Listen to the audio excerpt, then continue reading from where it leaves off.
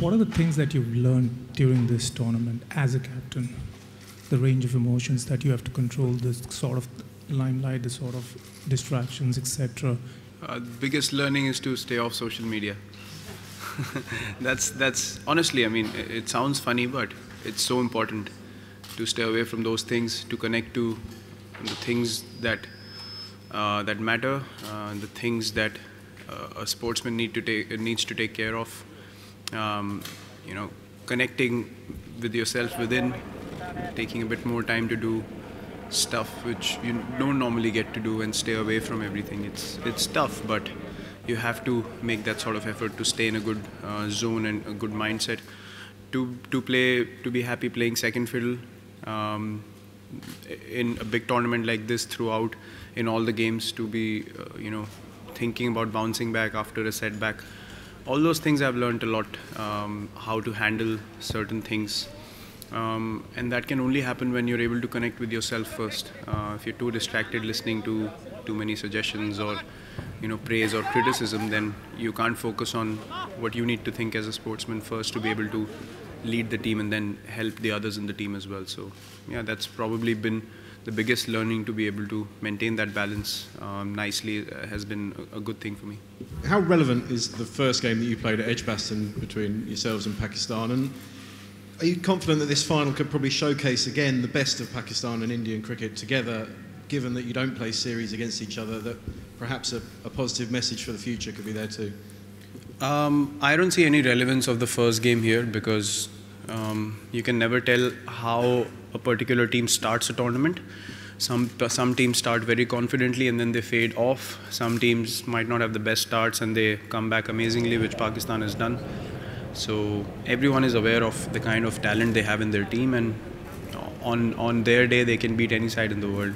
That's the kind of players they have, and that's the kind of ability they have in their side. So we're quite aware of that.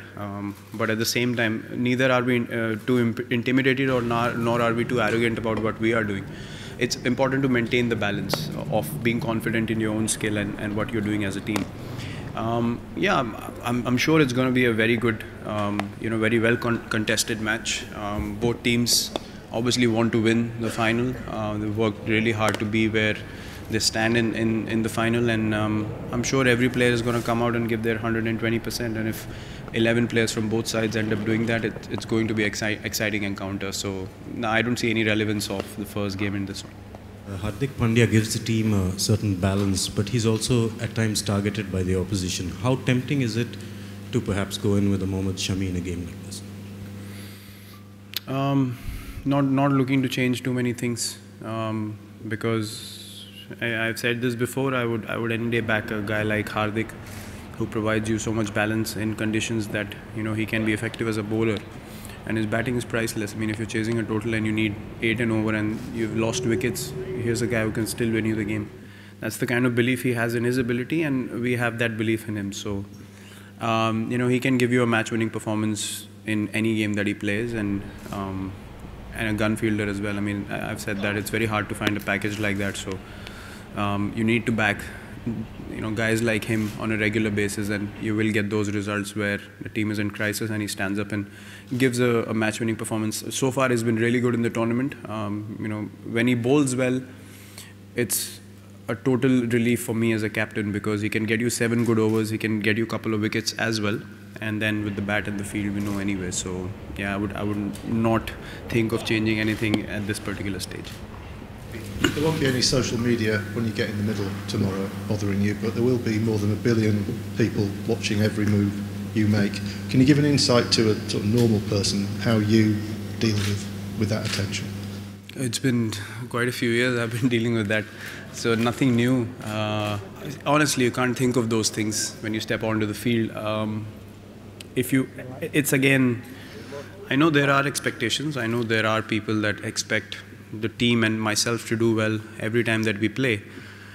But I understand as a player and as a person that it's not possible. So it's very important to realize the things that, you know, might or might not happen in the game.